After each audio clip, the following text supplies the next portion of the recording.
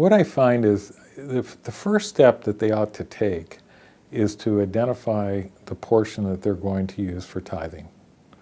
And that should be done first.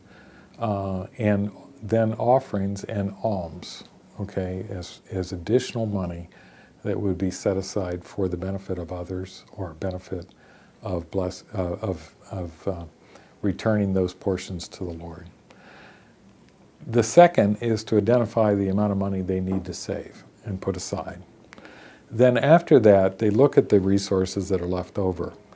And in that management of those resources, they should take into account that things are going to happen in life that are going to create crises for them. And that could be a health problem. It could be a problem with their car going out. It could be a problem with,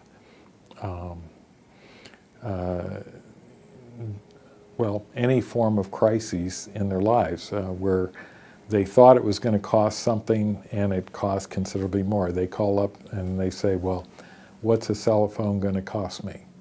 And they sit down and the guy says, well, it's going to cost you this much money. Oh, okay. Then they say, well, you're going to need a case. Okay? Then they're going to say, oh, you need also protective on the glass. Oh, and you also need insurance because what if you lose this very expensive thing that you just bought? Okay, well, again, when we don't ask the right questions, we end up spending a lot more money than we thought we were going to spend. And so the result of that is we have to take time, anytime we make any kind of a large expenditure, we've got to walk away from it for a season and come back to it after after we've decided what we're going to do. The average person, for instance, that buys a car buys it within 7 days of a decision. Now, if they just took a little more time and said to the guy, here's what I'm willing to offer, and the guy says, well, that's too low. Okay, then leave. And wait a few weeks.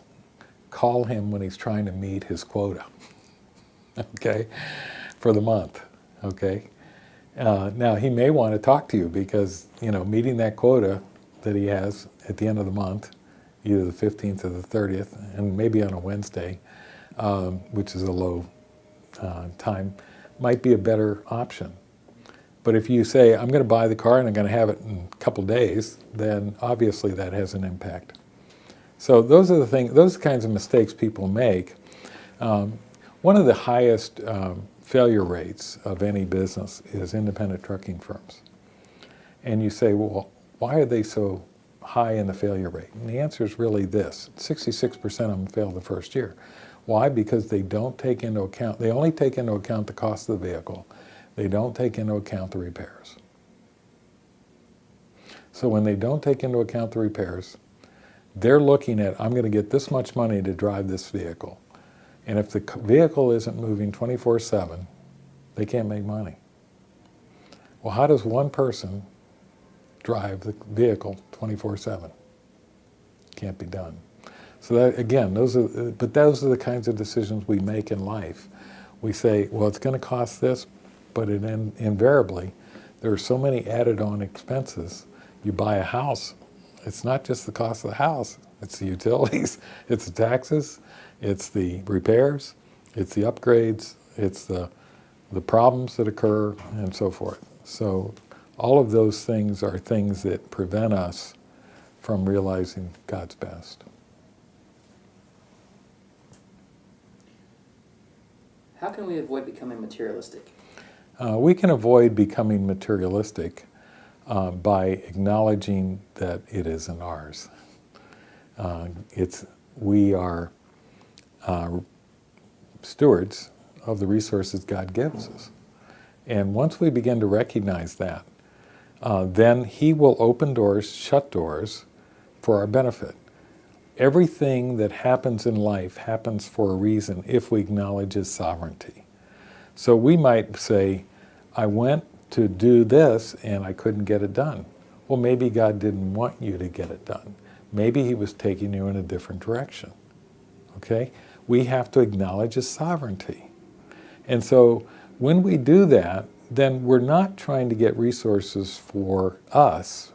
We're trying to get resources for the kingdom.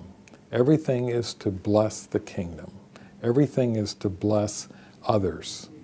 And so that we can bring about change in people's lives that are people that we touch.